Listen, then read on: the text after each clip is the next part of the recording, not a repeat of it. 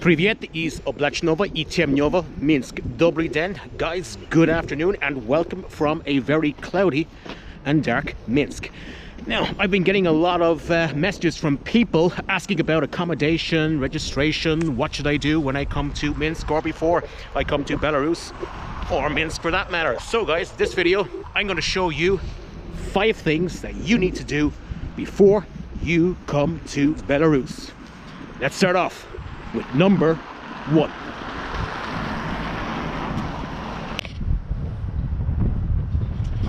Number 1. This is a question I often get asked. Now, I've done a video on this before, but the question is, number 1, is Belarus safe? Well, I'll say this, guys. I'm going to make 2 points. The first point here is, in my nearly 5 years of living and working in Belarus, I have only seen 2 fights. This country is super safe. There are many police or militia on duty throughout not only Minsk, but throughout many towns and cities across the country.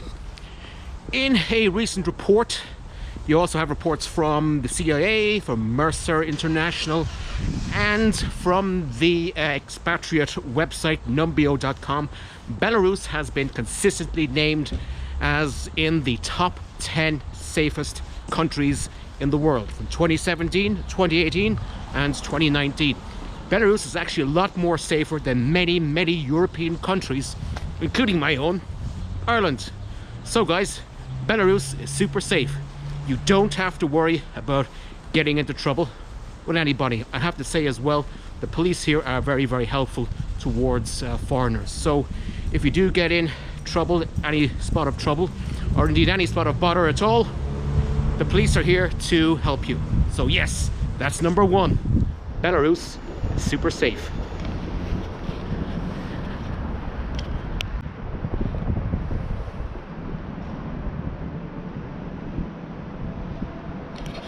Number 2, visas and registration. Now guys, I often get asked this question. Okay, when I come to Belarus or before I come to Belarus, what should I do? Well, as you know, let me address visa. Nationals of 81 countries do not need a visa to visit Belarus. However, there is a precondition or 2 preconditions. First of all, you have to enter the country and leave it via Minsk National Airport, and you cannot go to or from Russia from Belarus. 2 preconditions. I'm going to explain it more in a further video.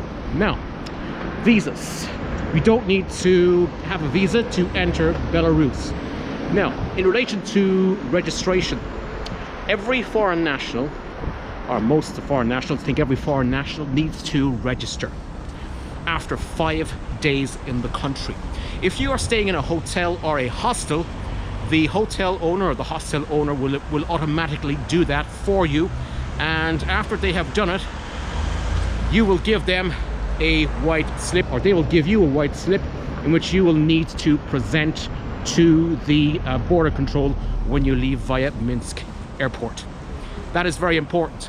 If you don't have the migration card, you will get a fine and you may end up being deported from the country, which means that you will not be allowed to enter Belarus for a period of 12 months. That's right, 1 year you can't come into the country. So that's the main point about registration.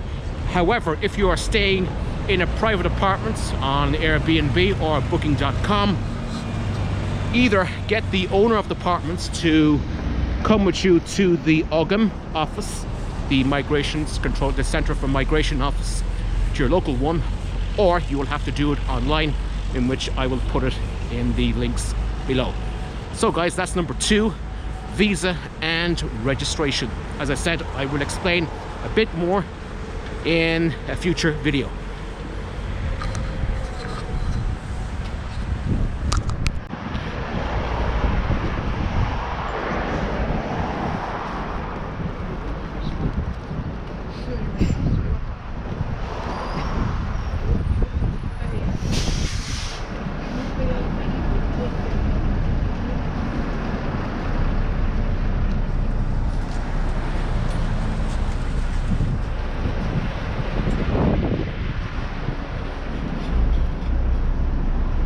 Number 3.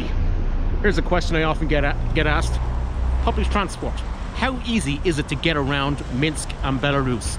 Well, if you're in Minsk, it's quite easy to get around. You can, if you arrive here, you can buy a card like this. This is a travel card, and this is my own card that I use to travel by metro, autobus, trolleybus, and by tram. Now, all you need to do is to buy one of these cards. You need to go into a local metro station. My local metro station is Plasha Yakuba Kolasa, and you can buy a month-long pass. If you're staying here for 1 month, which you can for 30 days at a time, you can buy one of these cards, and it will cost you approximately 45 rubles. That is about between 17 and 18 euros. Exceptionally cheap. You can also avail of privately owned buses called marshutki. That's in Minsk alone. And to get from Minsk to other towns and cities in Belarus, you can use a train or a bus or any mode of transport. Every single town, village and city here in this country is connected by train, bus and indeed marshutki. So that's number 3, transport. It's easy to get around, trust me.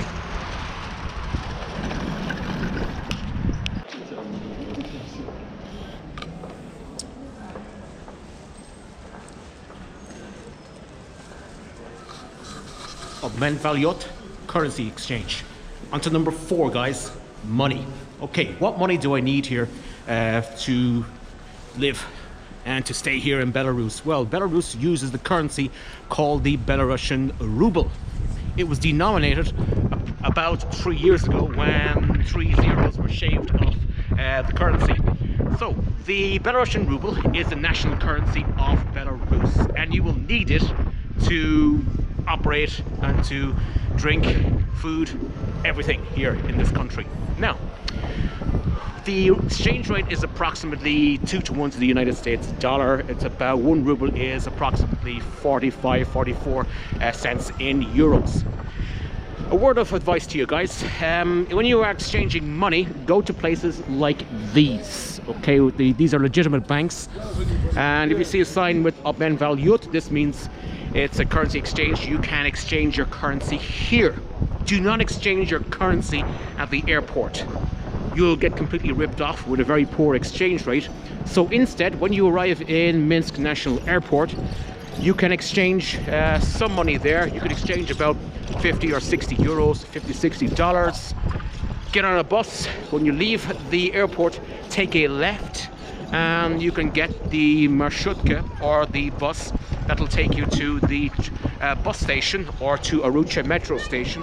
Or alternatively, you can take a taxi from the airport to your hotel or to your apartment. However, you will be ripped off if you do not negotiate with the taxi driver after leaving the airport. The standard fee, taxi fee from the airport to the center of Minsk is approximately $20 to $25.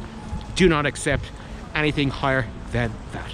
So that's number 4, guys. Money. Belarusian rubles. Exchange some at the airport. However, when you get to the hotel and you go to a bank, you can exchange the rest there and you will get a really, really good rate. That's number 4, money.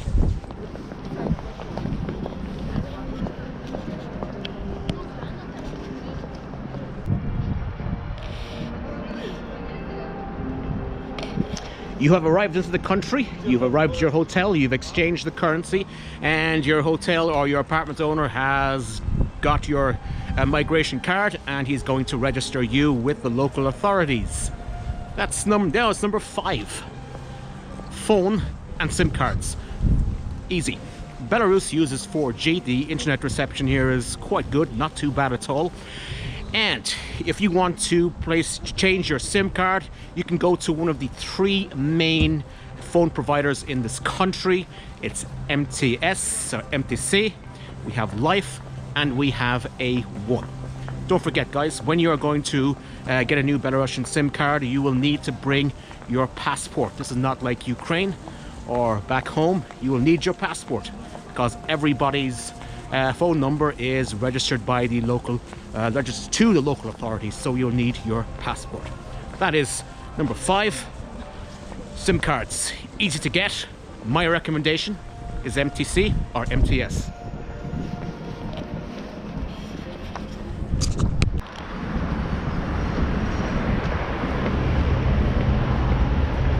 Alright guys, hope you enjoyed my video of the 5 things you need to do before and when you are in Belarus. I'm going to leave you here from Ploshcha Yakuba Kolesa, the bed center of Minsk, the capital of Belarus. So, enjoy the country, it's super safe and you'll have a great time, and if you follow my 5 tips, you'll be in good hands. Don't forget guys, come. The best time of the year to come, of course, is April onwards. Not right now, it's absolutely freezing cold.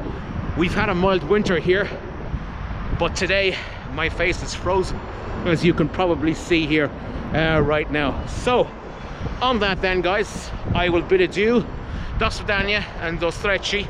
Enjoy this country, great food, great restaurants, and so on.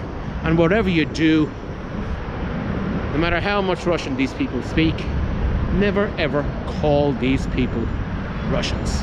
They're not. I'll leave you with that thought.